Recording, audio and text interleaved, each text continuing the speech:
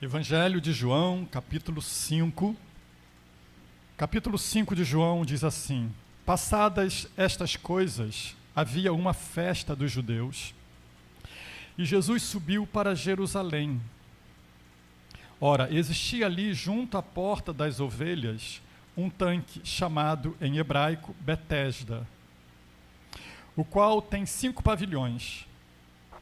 Nestes jazia uma multidão de enfermos, cegos, coxos, paralíticos, esperando que se movesse a água, porquanto um anjo descia em certo tempo, agitando-a, e o primeiro que entrava no tanque, uma vez agitada a água, sarava de qualquer doença que tivesse.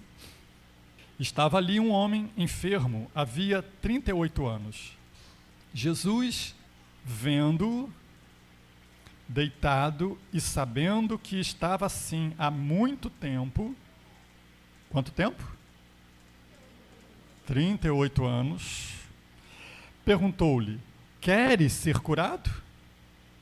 Respondeu-lhe o enfermo: Senhor, não tenho ninguém que me ponha no tanque quando a água é agitada, pois enquanto eu vou, desce outro antes de mim. Então lhe disse Jesus: levanta-te, toma o teu leito e anda.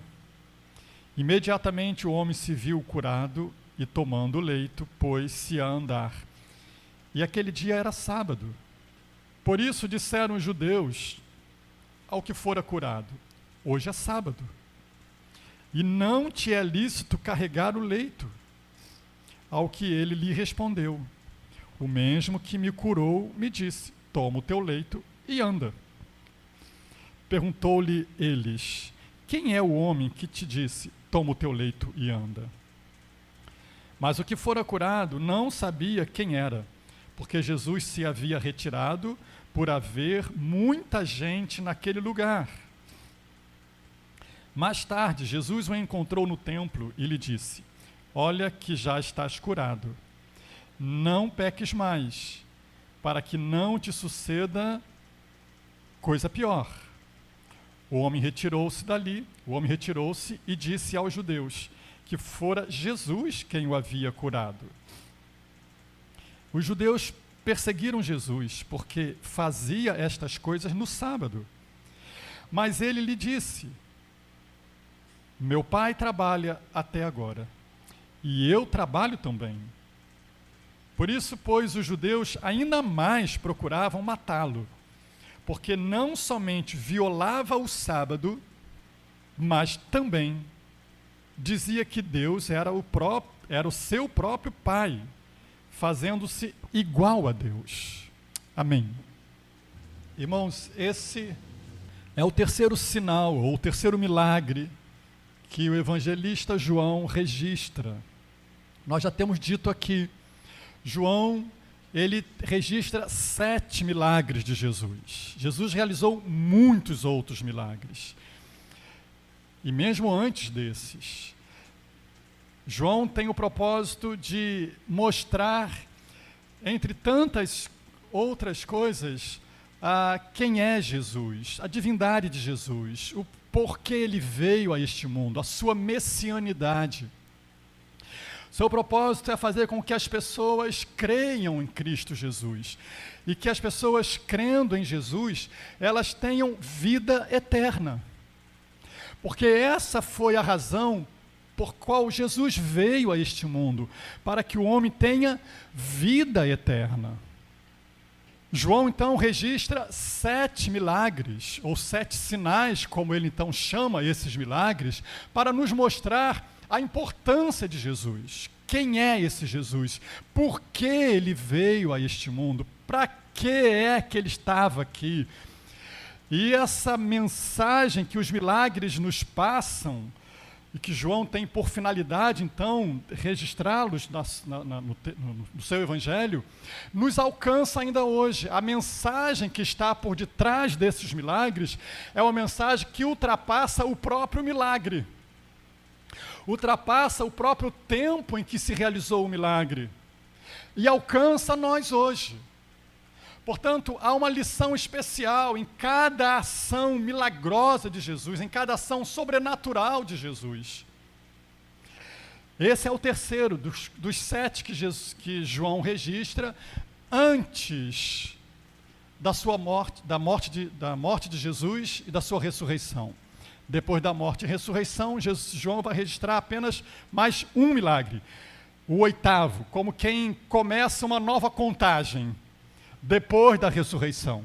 Mais ou menos como a escala musical, né? Você tem Dó, Ré, Mi, Fá, Sol, Lá, Si, e volta para o Dó de novo, né? Uma nova contagem. E João, então, dá nesse milagre, apontando também para a divindade de Jesus, apontando para a obra que Jesus veio realizar nesse mundo. E eu quero fazer 3 destaques nesse texto aqui, cujo sentido, cujo significado ultrapassa o próprio milagre que está aqui diante de nós e que nós lemos. Primeiro destaque que eu faço nesse texto, irmãos, é o fato de que ali, naquele lugar ali, que Jesus está em Jerusalém agora, ele se depara a uma multidão de gente ali. Uma multidão que o texto vai dizer no verso 3, ali jazia uma multidão de enfermos, cegos, coxos e paralíticos. É significativo, especialmente como foi traduzido para nós aqui no português e na nossa versão, a palavra jazia, não é? Do verbo jazer, não é isso? Que ele se aplica especialmente a quê? Ou a quem? Aos mortos. Aqui jaz, você está lá na lápide, né? Das sepulturas. Aqui jaz fulano de tal, aqui jaz ciclano. Portanto, essa expressão ela é comumente usada e normalmente usada referindo-se aos mortos. Jesus, nesse contexto aqui, está diante de uma multidão que jazia. No nosso caso aqui, era uma multidão de enfermos, cegos, coxos, paralíticos e possivelmente outros tipos de doenças e enfermidades que assolava aquela gente e que eles estavam ali junto àquele tanque de Betesda, esperando uma multidão supersticiosamente esperando e em busca de um milagre, em busca de uma salvação para o seu problema. Agora, é importante observar, irmãos, de que essa multidão acreditava numa superstição, numa história. Se você observar, e volta aí para a sua Bíblia, se você observar, e as Bíblias que têm o cuidado de fazer isso, coloca o versículo 4 entre colchetes. Observa se você não tem isso assim na sua Bíblia.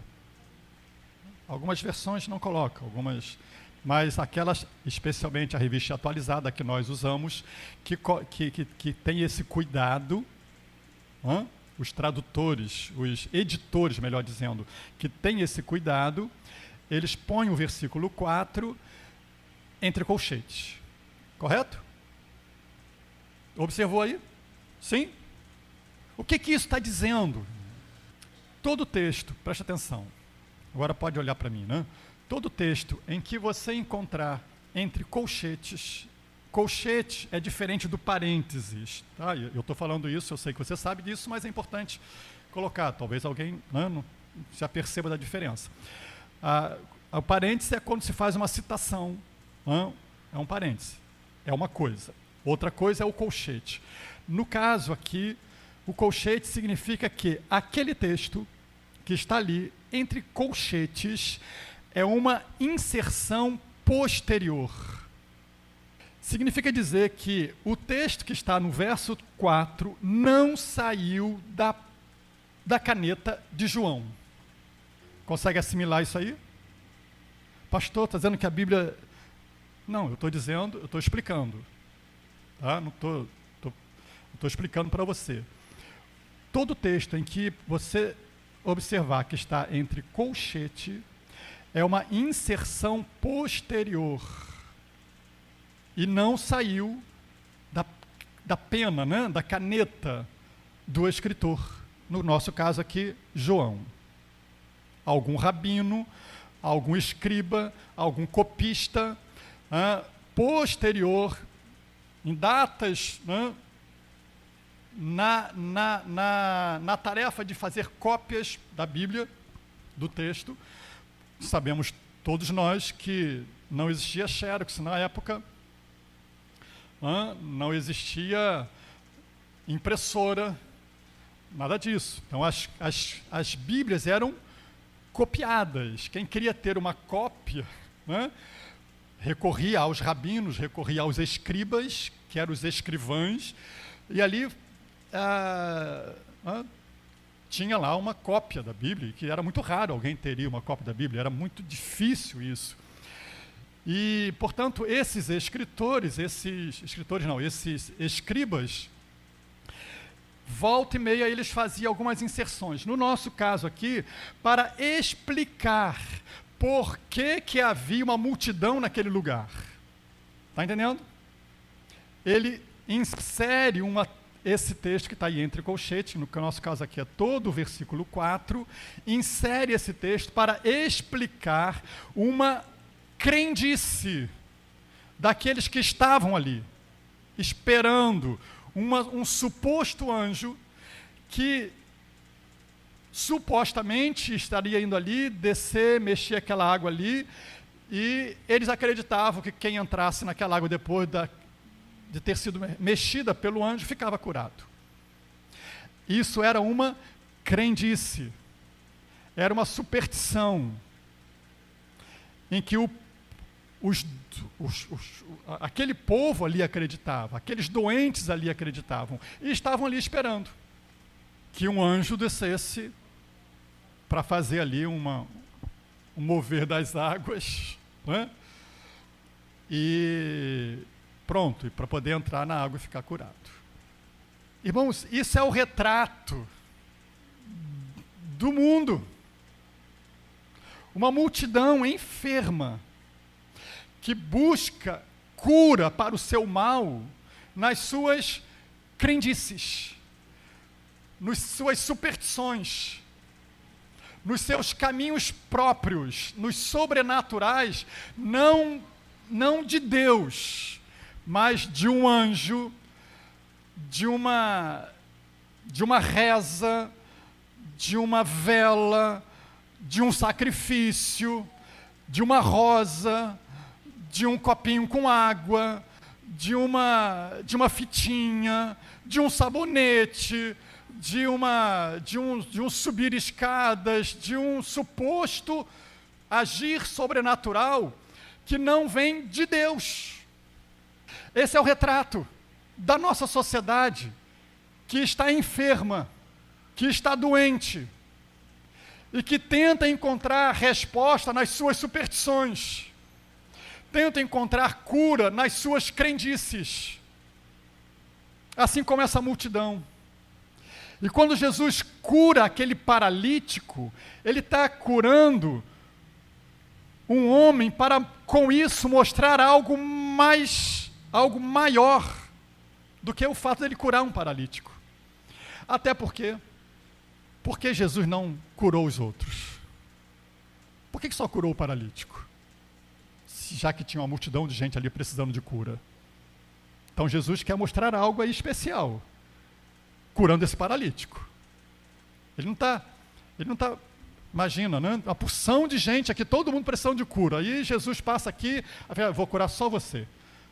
Ué, e os outros? Por que não curou? É porque ele quer mostrar alguma coisa com isso. Concorda comigo? Sim ou não? Sim.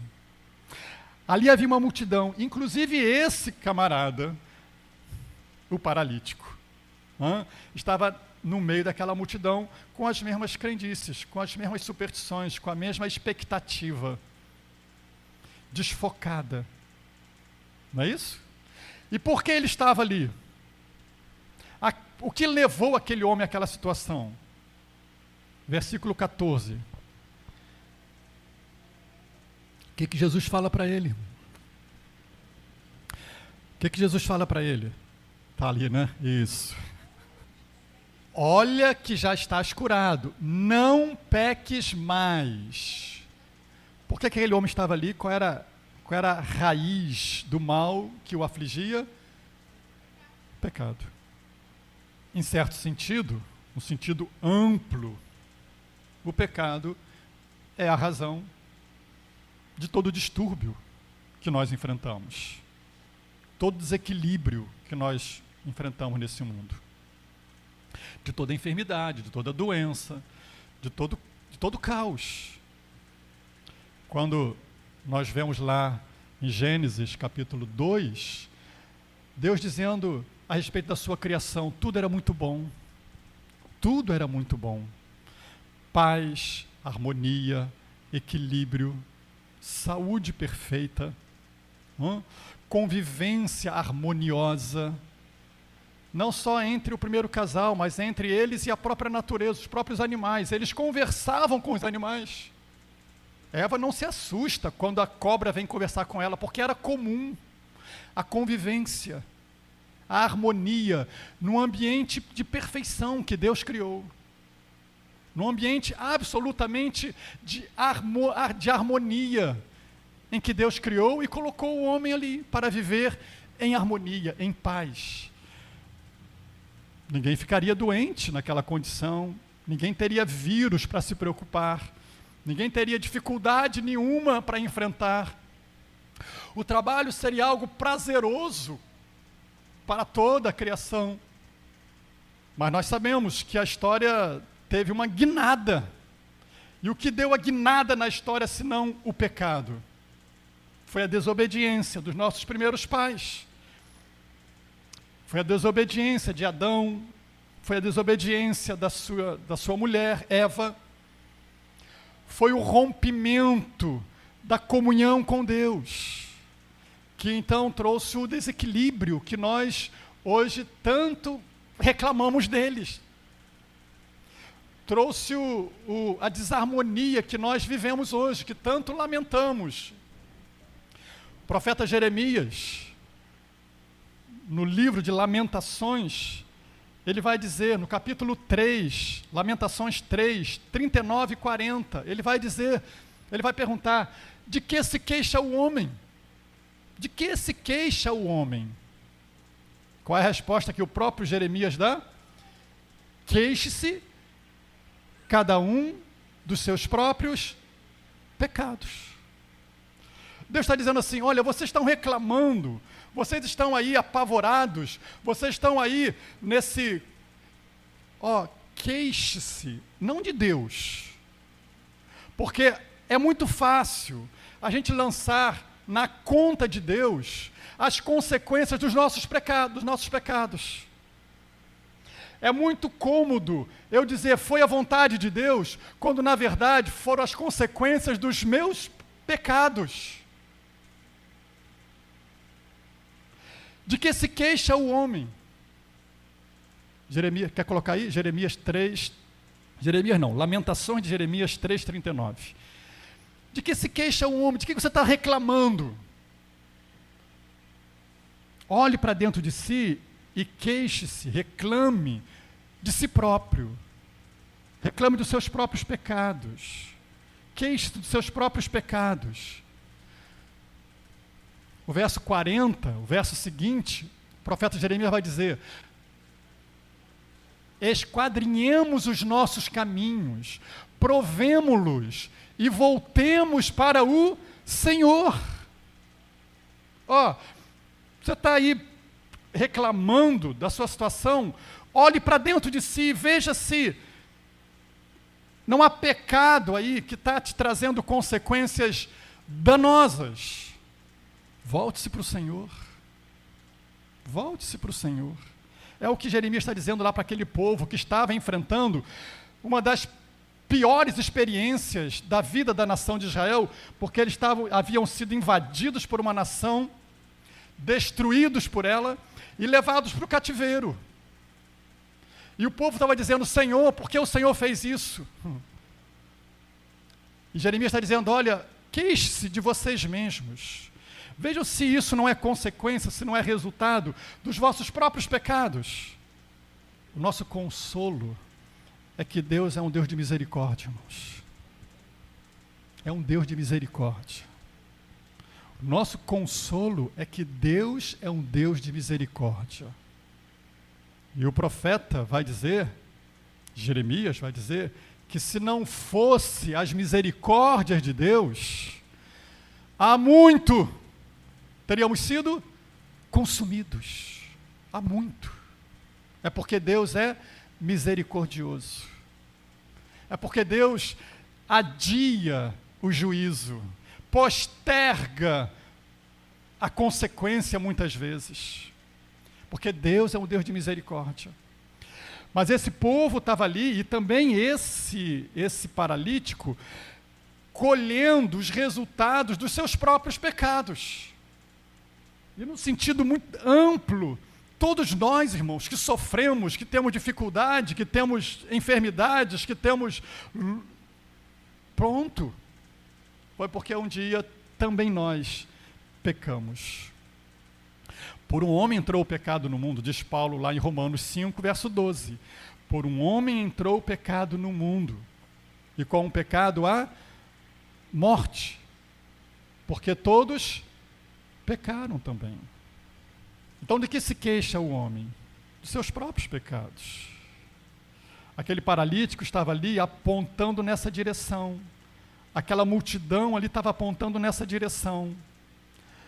Um mundo enfermo, caído no pecado, que vive as consequências da tragédia do pecado e sem ter condições de fazer absolutamente nada. 38 anos aquele homem está ali. 38 anos aquele homem está ali acreditando numa mentira. 38 anos aquele homem está ali esperando algo que não ia acontecer. Mas estava ali, sem condição nenhuma de resolver a sua situação. Ele chega mesmo a dizer: olha, não dá, não tem como ir lá, porque quando eu vou, outro vai na frente. De modo que aquele homem expressa a completa incapacidade do homem de reverter a situação em que ele se encontra, paralítico. Sua completa incapacidade de sair da sua condição. É assim a humanidade, que acredita nas suas próprias convicções, nas suas próprias razões, e não se volta para Deus. Não tem como sair do lugar. Não há como reverter a sua condição. Essa multidão e esse paralítico estão ali mostrando uma realidade maior de um mundo que nós vivemos. O segundo destaque que fazemos nesse texto é o fato de que Jesus olha para aquele homem. Que Jesus está indo em direção àquela multidão e olha para aquele homem. E olha com um olhar diferente, olha com um olhar de misericórdia, olha com um olhar de compaixão. Assim como Deus também olha para esse mundo e se compadece desse mundo. Assim como Deus olha para essa humanidade perdida do jeito que está, que o afronta, que blasfema do seu nome, que não crê na sua mensagem, que levanta o punho contra Deus, mas Deus olha para essa multidão e olha com misericórdia, olha com amor, olha com compaixão. E o seu amor foi tão grande que ele envia Jesus. João 3,16. Deus amou o mundo de tal maneira que deu o seu Filho único, para que todo aquele que nele crê não pereça, mas tenha a vida eterna. A compaixão de Deus, a misericórdia de Deus é para com toda a humanidade. todas as pessoas, todas elas. Até mesmo, não sei se é o ou se é a Suzy. Muitas pessoas não entendem esse amor, mas Deus ama. Até o mais vil criminoso. Deus ama e quer salvar. Quer salvar. Por mais difícil de eu entender isso. E para algumas pessoas se torna isso quase que impossível. Não é verdade? Mas por mais impressionante que seja, Deus também ama essa pessoa e todas as outras. E quer salvá-los. Quer salvá-los. A graça de Deus é tão grande que salva o mais vil pecador. Não é o que nós cantamos aqui, um dos nossos cânticos? O mais vil pecador. O mais vil pecador, a graça também alcança para salvar. E salva. E salva. O mais impressionante é que ele salva o mais vil pecador. Quando esse pecador se volta para ele, arrependido dos seus pecados. Jesus viu aquele homem naquela condição, olhou para ele com um olhar especial, com um olhar de misericórdia, com um olhar de compaixão, com um olhar de amor, vendo-o deitado e sabendo que estava assim há muito tempo. Jesus se dirige a ele, Jesus vai em direção a ele, assim como Jesus vai em direção ao pecador. É ele quem dá o primeiro passo, é ele quem vai em direção ao necessitado, é ele quem veio em direção ao pecador. Foi ele quem veio, quem deu o primeiro passo em nossa direção. O apóstolo Paulo vai dizer que Deus nos amou antes, sendo nós ainda pecadores. Pecadores. Deus prova o seu amor para conosco. Romanos 8:11. Pelo fato de ter Cristo morrido por nós, sendo nós ainda pecadores. Em maior ou menor grau, todos somos pecadores. E Deus prova o seu amor quando Cristo morre naquela cruz para salvar a todos. Amém? Irmãos, o Evangelho não é um comprimido de melhoral para resolver a sua dor de cabeça. Não é um paliativo para resolver a sua dor de barriga, para resolver os seus problemas temporais. Há muitos que estão trazendo o Evangelho para esse nível, para o rasteiro, apresentando um Evangelho, um Jesus que tem como finalidade curar a dor de cabeça, curar a dor de barriga, resolver o problema financeiro, trazer respostas para uma dificuldade da vida. Não estou afirmando com isso que Deus não possa curar a sua dor de cabeça, que Deus não possa curar a sua dor de barriga, que Deus não possa, mas o Evangelho de Cristo, ele tem um propósito maior, mais sublime. No que diz respeito a esta vida, Jesus disse: no mundo vocês vão ter aflições. E o Evangelho, a proposta do Evangelho não é nos isentar dessas aflições, não é nos imunizar dessas aflições. Vamos passar por elas, vamos ter que enfrentá-las, vamos ter que, uma hora ou outra, ter uma dor de cabeça, uma dor de barriga, uma dificuldade, e vamos passar por elas. O Evangelho não é uma solução para os problemas temporais. O Evangelho é a solução para o problema da eternidade. O pecado nos afasta de Deus para toda a eternidade e nos coloca numa condição de perdidos por toda a eternidade, num lugar em que a palavra de Deus nos aponta como sendo um lugar de tormento e sofrimento eternos.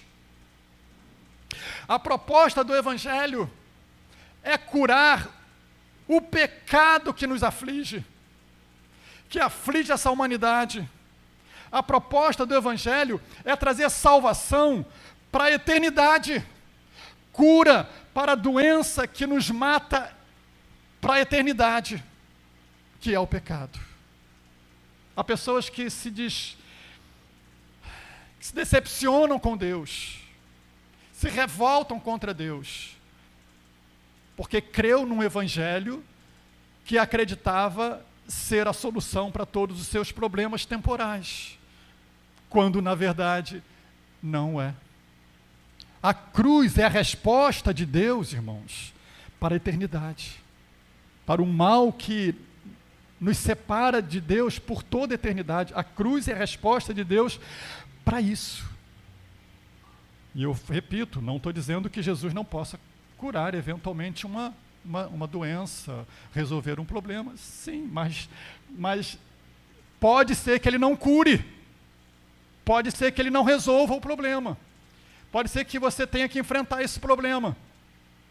Porque no mundo vamos ter esses problemas. E eu não preciso perder a fé por causa disso, nem me revoltar contra Deus por causa disso, nem me voltar contra Deus por causa disso, e nem achar que a Bíblia falhou, ou as promessas falharam. Não, porque o Evangelho está me propondo algo para além daqui. Amém?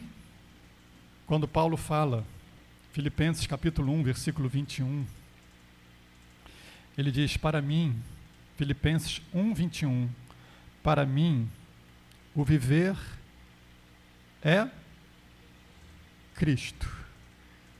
Para mim, o viver é Cristo. E o morrer é lucro. É lucro. Ah, não. Aí não, né? Não, eu quero ganhar aqui. Quero ter tudo aqui. A proposta de Satanás a Jesus foi essa. Se me adorares, tudo aqui vai ser, eu vou te dar. O Evangelho não é a proposta de riqueza para essa terra. Não é a proposta do céu nessa terra. É a proposta, sim, que vamos ter um céu, mas não aqui. É a proposta de que há uma salvação que me aguarda na eternidade. Há um céu que me aguarda na eternidade. Há um lugar preparado por Deus que me aguarda quando eu partir daqui. O Evangelho me propõe isso, me oferece isso, a vida eterna, com Cristo, com o Senhor. E Paulo vai dizer que é incomparavelmente melhor. O texto aí de Filipenses, capítulo 1, o verso 21, Paulo está dizendo, porquanto para mim o viver é Cristo, o morrer é lucro. Verso 22, entretanto, se o viver na carne traz fruto para o meu trabalho, já não sei o que hei de escolher. Ora, de um e de outro lado, estou constrangido, tendo desejo de partir e estar com Cristo, o que é incomparavelmente melhor. Amém? Pensa nessas palavras de Paulo. O que eu quero é viver para Cristo. Viver para Cristo. E morrer, para mim, é lucro. É ganho. Agora, se ficar aqui, eu produzo para Cristo, eu trabalho para Cristo, se estar aqui, a minha vida está a serviço de Cristo, se viver na carne traz fruto para o meu trabalho, e Paulo se refere ao trabalho que ele recebeu do Senhor para anunciar o Evangelho, para proclamar a boa nova, para levar a mensagem de esperança aos perdidos. Se ele diz, olha, se o viver na carne traz fruto para essa missão que eu recebi do Senhor, então pronto, eu já nem sei mais o que vou escolher. Mas que o meu desejo é estar com Cristo, o que é incomparavelmente melhor. E sabe, Paulo tem por que dizer isso, porque ele esteve lá. Ele esteve lá. Paulo vai dizer, quando ele escreve a carta aos Coríntios, segunda carta aos Coríntios, lá no capítulo 12, no finalzinho da carta, ele vai dizer que ele foi arrebatado aos céus e viu coisas que ele sequer foi permitido falar. Ele usa a expressão coisas inefáveis, que ele não teve a permissão de contar, não teve a permissão de falar. Ele foi lá. Ele chega a dizer, se na carne, se fora da carne, eu não sei. Eu sei que eu conheço um homem que foi lá, e ele está falando dele mesmo. Então Paulo sabe o que está dizendo, né? Estar com Cristo é incomparavelmente melhor. Viver, ótimo. Mas eu quero viver para Jesus. Quero viver para o Evangelho. Quero gastar a minha vida em prol daquilo para o qual Deus me chamou.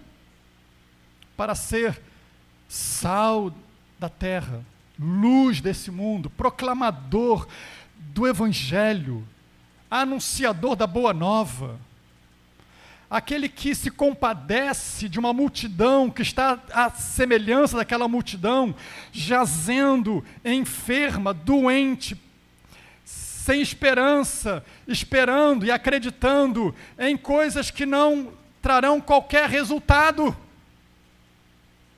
Mas alguém se compadeceu daquela multidão. Jesus foi a ela, Jesus foi aquele homem para mostrar que é preciso, que somente Ele pode resolver esse problema. E essa mensagem Jesus deixa com a sua igreja.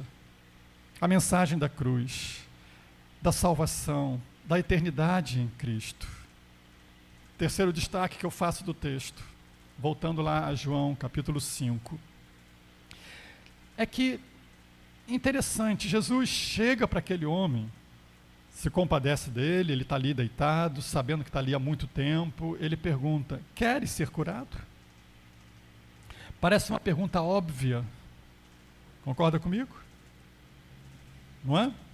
Não parece uma pergunta meio que sem noção? Alguns diriam, né? Pergunta sem noção, está vendo? Não é óbvio, não está na cara. O cara está ali 38 anos, esperando, né, que um suposto anjo vá lá, mexa na água para ele entrar na água. E Jesus chega para ele e diz, você quer ser curado? Não parece meio que fora de propósito? Mas sabe o que isso nos aponta, irmãos? Aponta que, bem, em primeiro lugar, você tem uma multidão precisando de salvação. Você tem Jesus, que é o único que traz a resposta para essa salvação. Mas o fato de Jesus perguntar para aquele homem, você quer ser curado? Ele está nos apontando na direção de que cada um precisa responder ao apelo do Evangelho. Cada um precisa dar uma resposta ao apelo do Evangelho, a boa nova do Evangelho. Jesus quer salvar a todos. Jesus se compadece de todos, ama a todos, quer salvar a todos. Mas o homem precisa dar uma resposta ao apelo da salvação. Você quer? Você quer? É a pergunta, é a proposta do Evangelho a este mundo. Você quer ser salvo? Você quer ter vida eterna? Você quer ir para o céu quando partir daqui? Você quer? A única coisa que o homem pode fazer no que diz respeito à sua salvação é querer ser salvo. Nada mais. Porque se ele não quiser, nem Deus pode salvá-lo. Se o homem não quiser, nem Deus pode salvá-lo. Mas se ele quiser, pronto, Deus já fez tudo para salvá-lo. Jesus já providenciou tudo para salvá-lo. A cruz está ali mostrando isso. Para perdoar o pecado, cancelar o efeito daquele pecado e trazer a vida eterna, a salvação, a certeza do céu. Você quer? É a pergunta que o Evangelho faz a todos nós, a esta humanidade que anda ou que está como aquela multidão que jaz à beira daquele tanque esperando uma cura que jamais vai chegar, porque espera de uma fonte errada, espera acreditando em coisas erradas, nas suas crendices, nas suas superstições, como estava aquela multidão ali. Quando o copista, ele insere esse versículo, ele está explicando por que aquela multidão estava ali. Precisa entender isso. E Jesus está ali para mostrar que não é aquele caminho que vai curar aquela multidão que está ali. É Ele. É Ele. É Cristo. Mas você quer? A pergunta é essa. Amém? Jesus faz esse milagre no dia de sábado. Os fariseus, os religiosos, né, os líderes ali, reclamam com o homem que estava carregando o leito. Ele disse: você não pode fazer isso, porque a lei diz que no sábado você não pode carregar o seu leito. Ele disse: olha, quem me curou me mandou levar o leito. Não é? Aí ele falou: quem foi que fez isso? O homem não conhecia Jesus. Mais à frente, Jesus o encontra no templo, e ele então diz: olha, vai, não, já está curado, não peques mais, para não suceder coisa pior. Então o homem foi lá, falou com os judeus, etc. Tal. Jesus diz, e os judeus perseguiam Jesus porque fazia estas coisas no sábado. Jesus então responde para ele: meu pai trabalha até agora e eu trabalho também. E aí os judeus ficaram mais furiosos, né? Porque não só Jesus violava o sábado, a expressão que João usa, como também se dizia ser Deus o seu pai, se fazendo igual a Deus. Irmãos, há uma controvérsia, né, em nosso tempo aí. Eu não vou me alongar nesse tema, nesse particular, mas Jesus está ali curando num sábado, o que é, e mais, mandando o homem levar a cama num sábado, o que era frontalmente contrário ao que a lei determinava.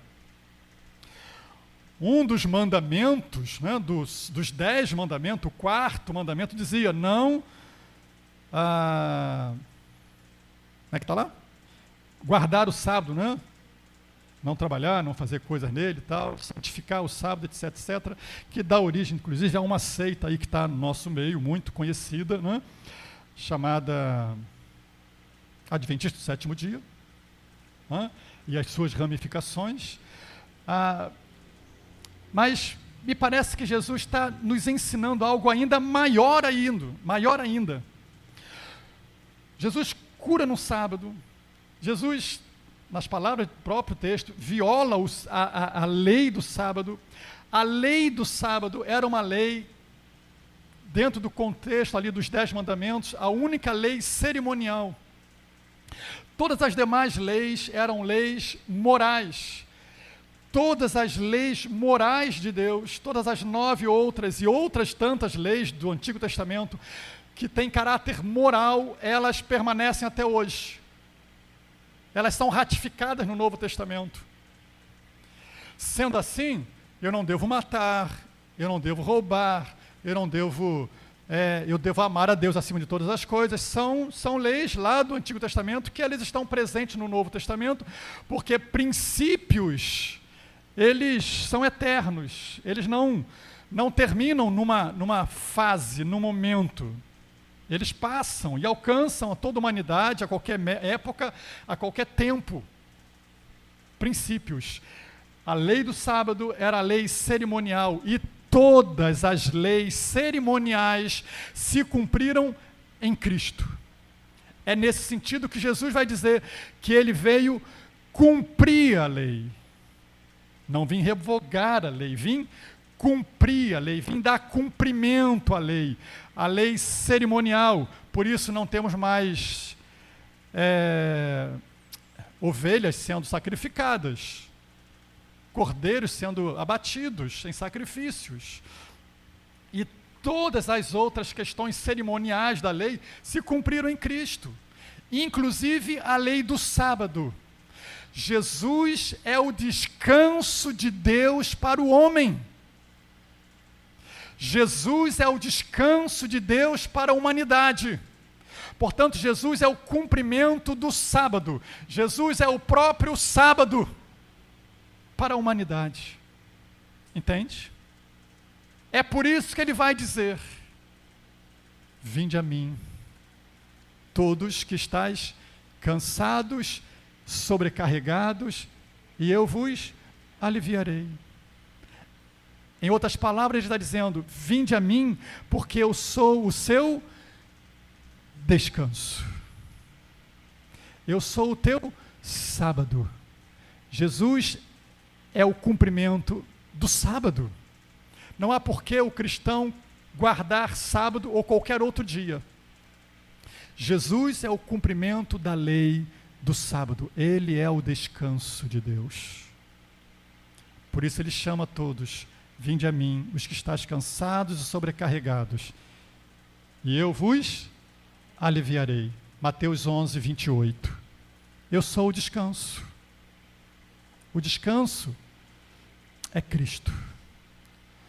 É fato que esse descanso ainda não se consumou na sua plenitude, mas ele vai se consumar, é o que o autor aos Hebreus vai dizer. Resta ainda um descanso para o povo de Deus. Amém?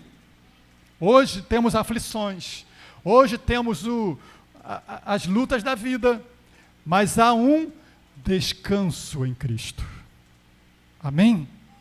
Hoje você já pode descansar nele, mas esse descanso há de se consumar de forma plena no dia em que ele nos chamar para estarmos para sempre com ele. Amém? A pergunta é: você quer estar lá? Você quer a salvação em Cristo, o descanso que ele oferece? Somente Cristo nos dá isto. É a mensagem do Evangelho, é a proposta do Evangelho. Para mim, para você, para esse mundo. Eu não sei se você já tomou a sua decisão, não sei, talvez conheço talvez a maioria aqui, mas essa é uma decisão que você precisa tomar. Hoje, agora. O dia da salvação é hoje, é agora.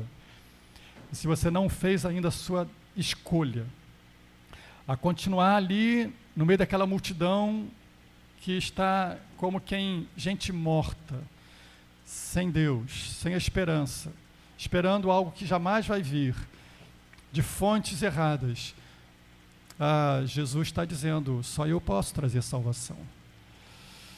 Está tudo feito, só falta você querer. Só. E se você quiser, eu estou pronto para salvar. A palavra de Deus diz que se eu receber, ele me salva, se eu quiser. Feche os seus olhos. Você tem uma resposta para dar? Qual é a sua resposta? A mensagem do Evangelho, ao apelo do Evangelho. Qual é a sua resposta? Hoje Jesus chama a todos, porque ele quer salvar a todos. Que Deus assim nos abençoe. Que o Espírito Santo de Deus continue tocando no seu coração e realizando a obra de convencê-lo de que você precisa urgentemente da cura do pecado. Querido Deus, obrigado por esta palavra anunciada. Que o Senhor, Pai, tenha misericórdia, Pai, de tantos que jazem enfermos na alma, doentes, morrendo, à beira de um tanque esperando sei lá o quê, mas basta que nunca vai chegar, a não ser que responda a Ti a pergunta que o Senhor faz: você quer ser curado? Você quer ser salvo? A não ser que o homem responda a Cristo com um sonoro sim, ele continuará esperando até o dia que não houver mais esperança alguma. Mas que Tu tenhas misericórdia, Senhor, daqueles que ouvem esta palavra, que os seus corações se abram e Te respondam dizendo: eu quero. eu quero a salvação. E entreguem suas vidas a Jesus. Obedeça a Ele, como aquele homem ali obedeceu a Jesus, levantando-se, tomando o seu leito e andando. A despeito do que a religião dizia, ele obedeceu ao Senhor. Meu Senhor, abençoa, Pai, cada um de nós que aqui estamos, que escuta essa palavra, que ela nos edifique, nos fortaleça, nos ensine, nos instrua. Eu oro em Teu nome e para a Tua glória. Amém.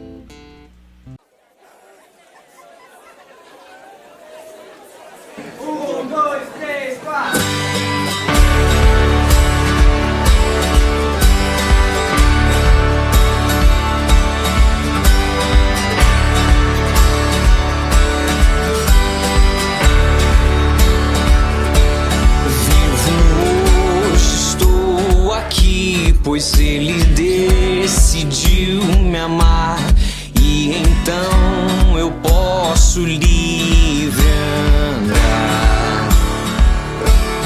O seu sangue sobre mim me comprou, me restaurou, sem culpa então me tornou.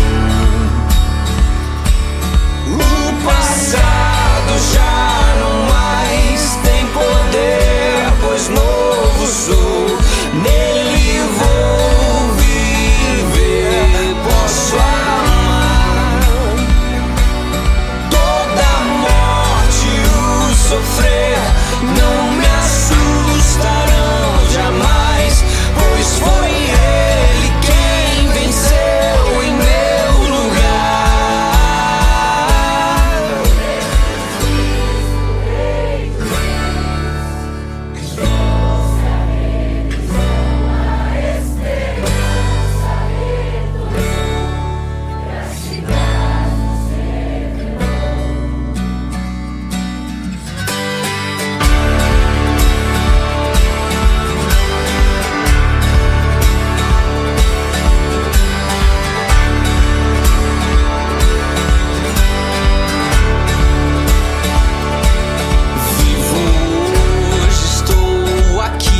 Pois Ele decidiu me amar, e então eu posso livre andar. O seu sangue sobre mim me comprou, me restaurou, sem culpa então me tornou. O passado já tem poder, pois novo sou, nele vou viver, posso amar. Toda a morte e o sofrer não me assustarão jamais, pois foi Ele quem venceu em meu lugar. Tudo entregar, vou me render aos seus pés, vou me lançar. Tudo entregar, vou me render aos seus pés, vou me lançar. Tudo entregar, vou me render aos seus pés, vou me lançar. Tudo entregar, vou me render aos seus pés, vou me lançar. Tudo entregar, vou me render aos seus pés, vou me lançar. Tudo entregar, vou me render aos seus pés, vou me lançar. O passado já não mais tem poder, pois novo sou, nele vou